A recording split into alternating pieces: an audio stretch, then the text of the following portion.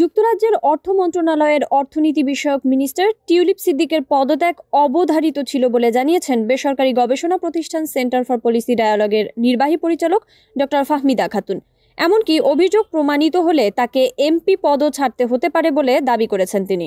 শনিবার রাজধানীর শেরেবাংলা কৃষি বিশ্ববিদ্যালয়ের সেমিনার কক্ষে প্রবাসী আয় বৃদ্ধিতে করণীয় শীর্ষক সেমিনার ও আন্তর্জাতিক অভিবাসী দিবস বিতর্ক প্রতিযোগিতায় বিজয়ী দলের সংবর্ধনা অনুষ্ঠানে তিনি এ মন্তব্য করেন।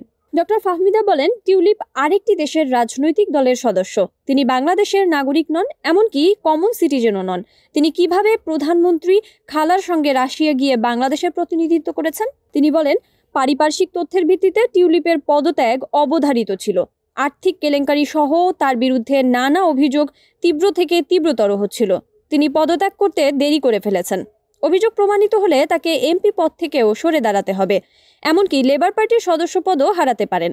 এ সময় প্রবাসীদের সেবায় বিদেশি হাইকমিশন ও ব্যাংকগুলোকে আরও আন্তরিক হওয়ার আহ্বান জানিয়ে তিনি বলেন, এয়ারপোর্টের প্রবাসী লাউঞ্জে যে বার্গার দেওয়া হচ্ছে তা তারা খেতে অভ্যস্ত কিনা সেটা বুঝতে হবে। প্রবাসীরা সোনার হরিণ, তাদের সঠিকভাবে লালন পালন করা প্রয়োজন। তাদের প্রতি যথাযথ সম্মান প্রদর্শন করতে হবে।